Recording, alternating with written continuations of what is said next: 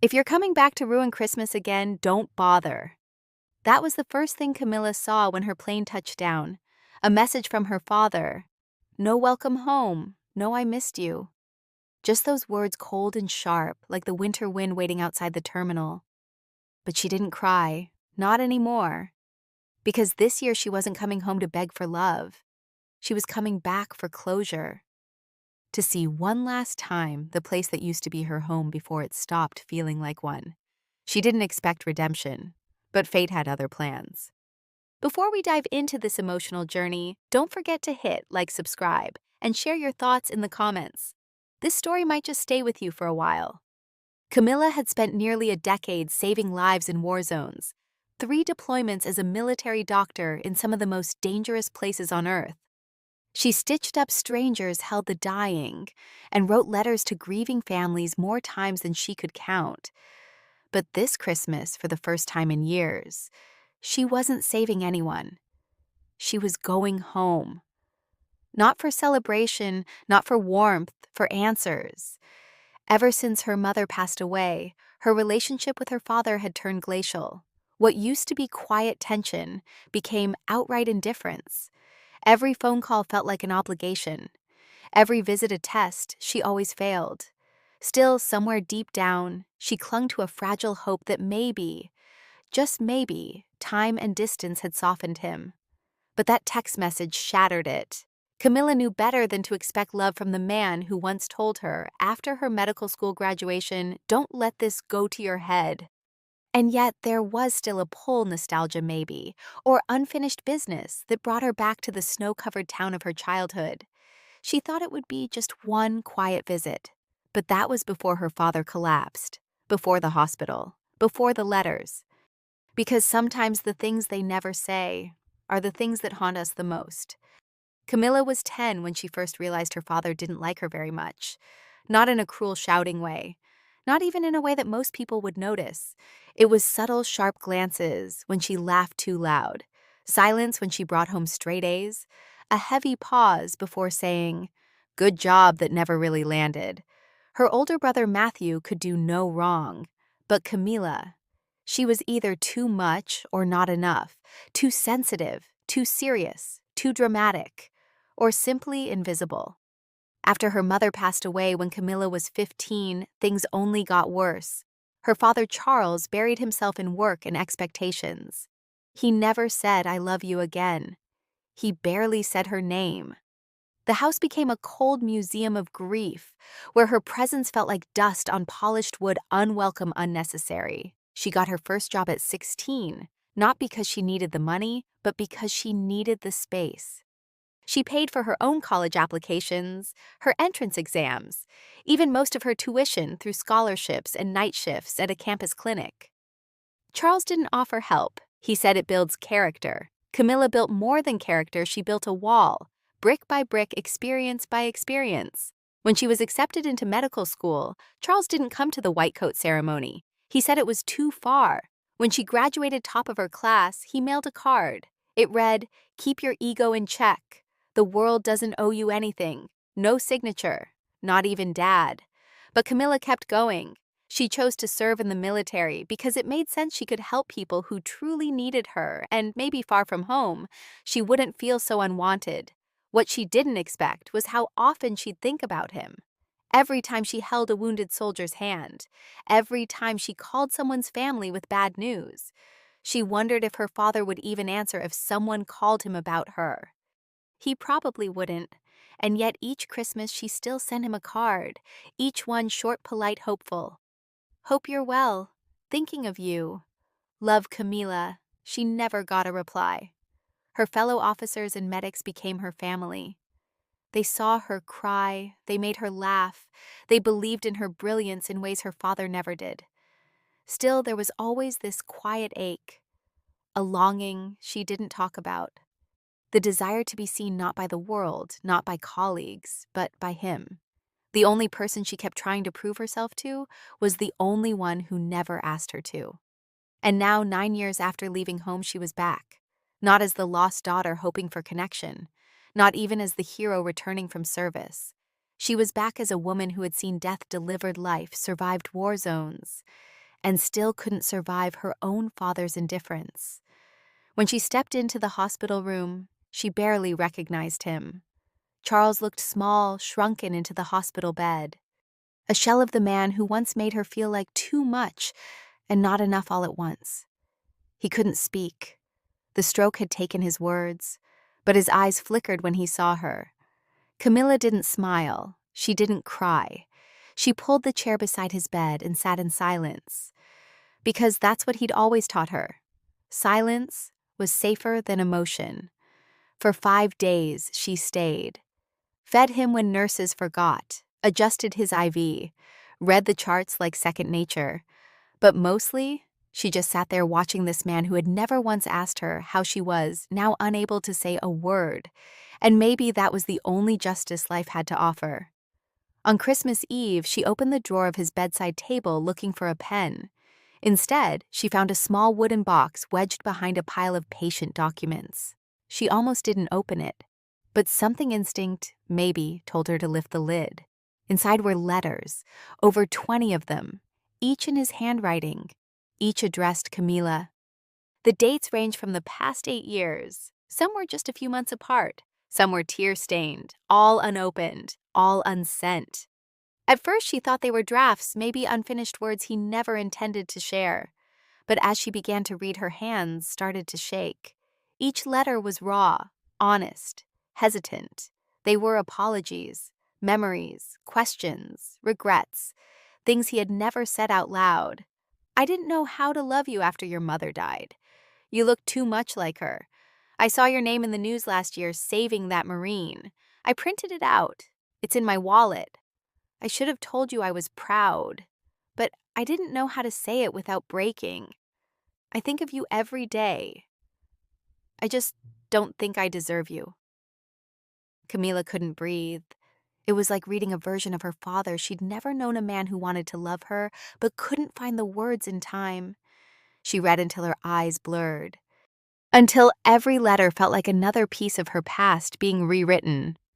But one letter hidden deeper than the rest held a truth that would change everything she thought she knew about their story. Camila stayed up the entire night reading the letters. By dawn, her hands were trembling not from exhaustion, but from the weight of a lifetime reframed. All the years she thought her father didn't care. He had been writing her, silently, secretly, filling page after page with everything he couldn't say aloud. But there was one letter she hadn't opened yet, tucked beneath the rest, different from the others. It wasn't in an envelope. It wasn't even folded neatly like the rest. It was wrinkled, the ink slightly smudged, as if written in haste or maybe desperation. The date in the corner was 2 weeks ago. "Camila, if you're reading this, something went wrong. I've been trying to find the courage to call you, but I don't deserve to hear your voice. I've lived in silence so long, I've started believing I earned it. But I kept something from you, something I should have told you a long time ago. Your mother didn't just die. She chose to leave. And it was because of me." Camilla's heart dropped. She reread the sentence again and again, trying to make sense of it. He had always told her their mother had died of sudden cardiac arrest, no warning, no time for goodbyes. But now he was saying something entirely different. The letter continued. "She left the house that night after our argument. She packed a small bag. She told me she couldn't stay with someone who didn't believe in their daughter. She said I was killing your spirit. She said she'd be back after some space. She never came back. They said her car slid off the road. Black ice. But if I hadn't pushed her, if I hadn't said those things." Camila pressed her hand to her mouth, the edges of her reality fraying. All these years she had blamed herself in small, unspoken ways. Maybe she should have been better, more helpful, less of a burden. But it wasn't her. It had never been her. It was him. He had driven their mother away with the same coldness that had kept Camila in emotional exile for over a decade. She stared across the room at his fragile, unconscious form. For the first time, she didn't feel numb. She felt anger. Not the hot, explosive kind, but a cold, steady fire burning in the pit of her chest. She had been starving for love, twisting herself into knots for approval. from a man who had broken the only person who ever loved her freely. And still, she didn't leave. Not that day, not the next. Instead, she went to the hospital library and made a phone call, a quiet one, to her commanding officer. A week later, the hospital received a donation anonymous, but large enough to cover the cost of renovations to their underfunded ICU. Camila had declined all her bonuses during her years of service, opting to funnel them into a protected veteran savings plan. Now she used that money to make something better without fanfare, without recognition. But privately, it was a statement she was not her father. She would not stay silent when something needed to change. 2 days after Christmas, Charles regained partial speech. He looked at her weakly and said, "Did you read them?" Camila nodded. She didn't offer comfort. She didn't lie. "Yes," she said simply. "All of them." He closed his eyes, ashamed. "I'm sorry." There was a long pause. "You should be," she replied. It was the first honest thing she'd ever said to him face to face. And it didn't break her. It steadied her. But what happened next she could never have predicted. A nurse came in with hospital mail. Among it was an official letter addressed to Camila. It was from the state. She almost dismissed it, but the seal caught her attention, Office of Veterans and Civil Service Affairs. She opened it. Inside was a notice her father had listed her as his health proxy and sole beneficiary 3 months prior without telling her. Attached was a handwritten legal statement dated and notarized signed in his own handwriting. "I have failed my daughter in life. This is my attempt, however small, to honor her in death." She sat down. There it was, unexpected, undeserved, but undeniable. Her father had given her everything: the house, the accounts, the pension. Not because she asked, not because she needed it, but because somehow, in his own distorted way, he had finally seen her. And he had chosen her. That night, Camila walked through her childhood home for the first time in 9 years. It was quiet, untouched, as if frozen in time. On the mantel was a picture of her mother. Beside it, tucked behind an old holiday card, was a photograph of Camila in uniform. Clipping it gently from behind the card, she turned it over. There, in shaky pen, was one word: forgive. Not "please forgive me," just forgive. Maybe he knew he didn't deserve the rest. Maybe he didn't even believe she could. And maybe she couldn't. But in that moment, she realized something profound. Forgiveness wasn't for him. It was for her. Letting go of anger didn't mean accepting the past. It meant no longer letting it define her. But just when Camila thought the past had finally settled, a knock at the door revealed one last ghost she hadn't prepared to face. The knock on the door came just after sunset. Camila had just finished sorting through boxes in the attic. Old decorations, photo albums, half-faded Christmas lights. For the first time in years, she felt oddly at peace inside that house.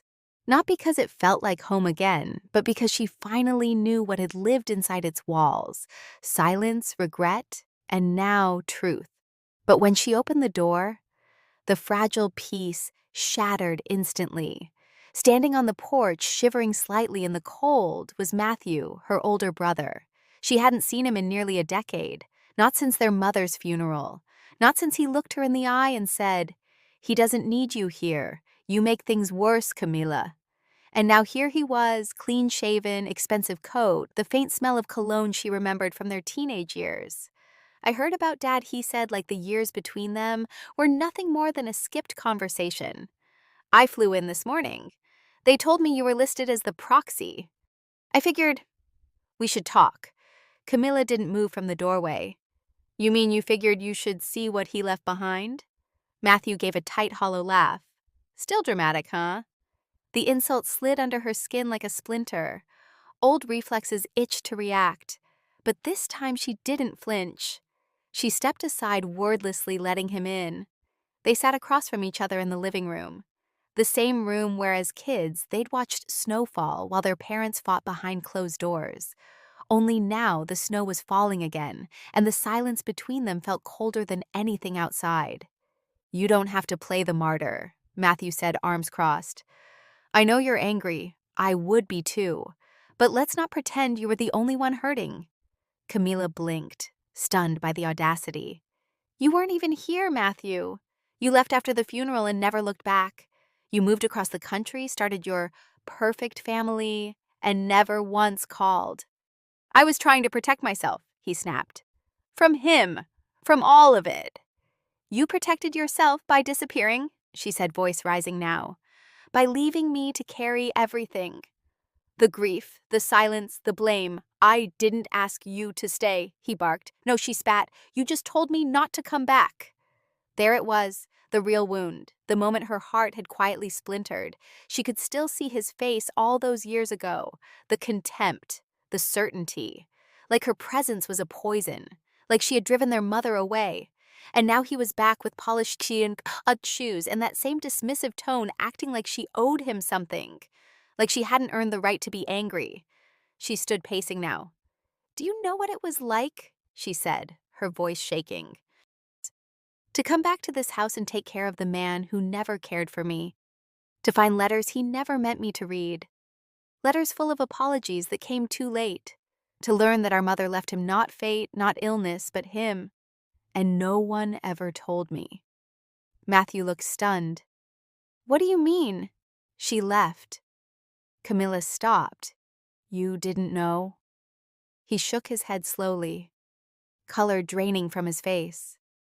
Dad told me she died instantly. A heart issue. Nothing we could have done.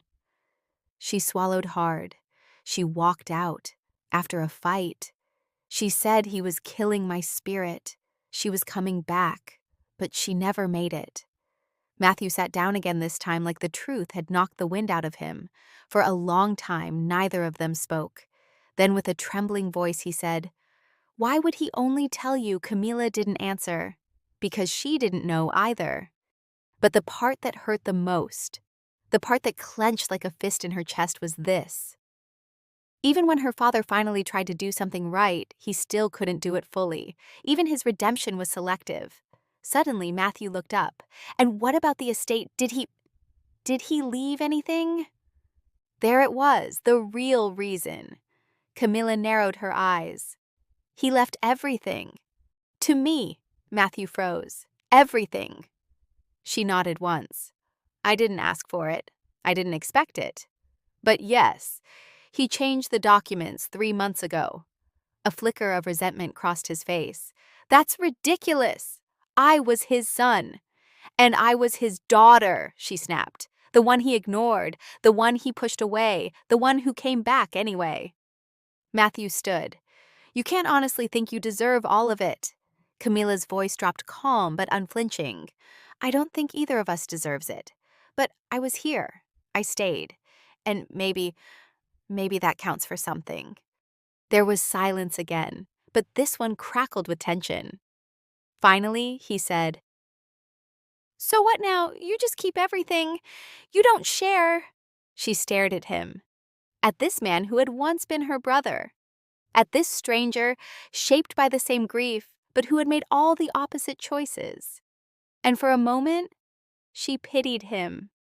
No, she said finally, I don't want the money. I don't want the house. But I am keeping the letters. And the truth. Matthew opened his mouth like he wanted to argue, but the fight had left him. He walked to the door, paused. You know, I thought you'd still be the same.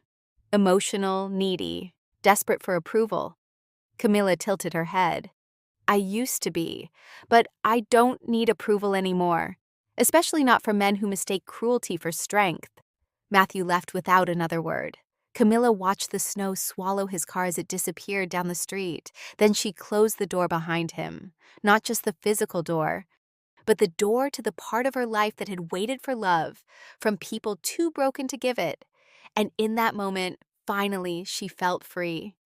But with freedom came a choice, and now Camila had to decide what to do with the legacy of pain she never asked for. It was 3 days after Christmas when Camila found herself alone on a bench at the edge of the town lake. The snow had begun to melt, exposing patches of brown grass and muddy banks. The town was quiet again, as if exhaling after all the holiday pressure. Decorations still clung to porches, but the lights were off and the music had gone still. Camila wrapped her coat tighter and let the cold wind hit her face. She welcomed the sting. This was the lake her mother used to bring her to after school. They'd feed ducks stale bread, talk about books, and dream about faraway places. The only real peace she remembered from her childhood happened here. She reached into her coat pocket and pulled out the final letter, the only one she hadn't read yet. It was dated just a week before her father's stroke.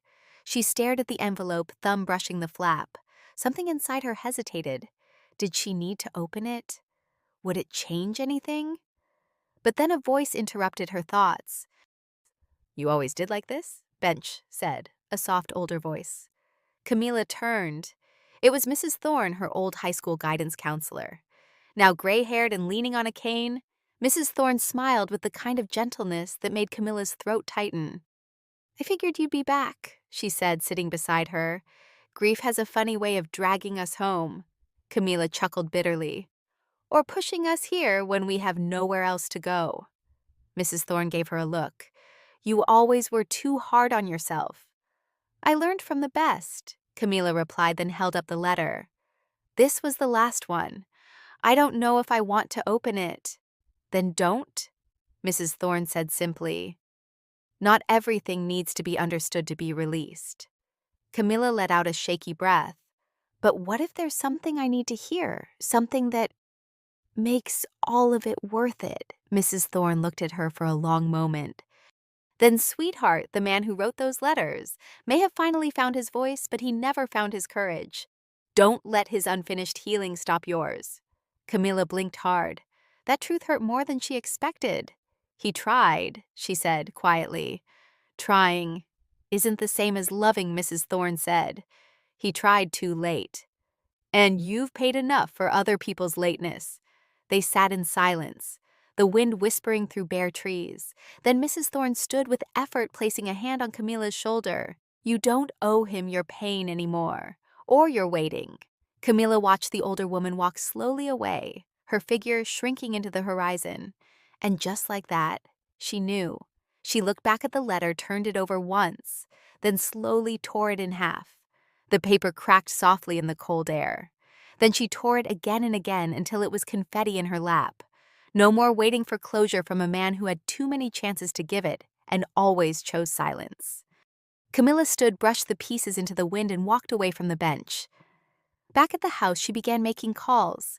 The estate lawyer, a local charity that supported military families, a domestic abuse shelter in the neighboring county. She was giving it all away. The money, the house, the land, all of it. She kept only one thing, the box of letters, not because she needed them, but because they were proof of how far she had come. Later that evening, she stood in the empty living room for the last time. No furniture, no photos, just her suitcase, and the ghost of a family that no longer had power over her. She looked around one final time, then whispered goodbye, not to the house, but to the girl she used to be inside it. As she stepped outside, the air felt different, cleaner somehow, lighter. She didn't know where she was going next, but for once she wasn't running. She was choosing. And as Camila walked away from the house that once held her prisoner, fate had one more quiet twist waiting around the corner. Camila didn't waste a single day after making her decision. The very next morning, she contacted her lawyer and signed the paperwork to transfer ownership of the family house and property to a local women's shelter, an organization dedicated to helping survivors rebuild their lives. She posted a heartfelt message on social media, explaining why she was letting go of the past, refusing to be weighed down by a family that never truly loved her. The post quickly went viral, inspiring thousands who had suffered similar pain to reclaim their own power. The news spread fast through the town. Those who had looked down on Camila, her distant relatives, who once mocked her military career, the neighbors who whispered behind her back, found themselves swallowing their pride as Camila's story became a beacon of strength and redemption. Her father's hospital bills, once a looming financial burden, were quietly settled by Camila with the insurance and her own savings. Yet she refused to visit him again. The man who had tried to chain her with silence was now left to face his own regrets alone. One afternoon, a distant cousin reached out with a mix of guilt and awe. I didn't realize how strong you were, she admitted. But Camila didn't answer. She wasn't interested in reopening old wounds. Instead, she focused on what truly mattered, building a future on her own terms. Camila accepted a new role with an international humanitarian group far from the town that held her memories. This time she went not to escape, but to serve with purpose and peace in her heart. She kept the letters, those fragile reminders of pain and apology, but they no longer controlled her. They were just words on paper. Camila had become the author of her own story, finally free. But freedom was just the beginning, and the final chapter held a message that would change everything she thought she knew about forgiveness and healing. Camila stood on a quiet hill overlooking a new city skyline, the sun setting in soft pinks and golds. For the first time in years, her heart felt calm, not because the past was perfect, but because she had finally set it down. She had learned that forgiveness isn't about excusing pain or forgetting wounds. It's about reclaiming your power and refusing to let others define your worth. Her story is a reminder that some people may never give us the love or apology we crave, and that's okay. We don't owe them that chance to hurt us again. Setting boundaries is not selfish, it's self-respect. Choosing peace over pain is not weakness, it's courage. Camila's journey from silence and cold rejection to strength and freedom shows us all what it means to heal on our own terms. If you've ever struggled with family wounds or felt unseen by those who should love you most, remember, your worth is not tied to their approval. Thank you for listening. If Camila's story touched you, please like, share, and subscribe. And if you feel ready, share your own journey below. You never know who might find hope in your words.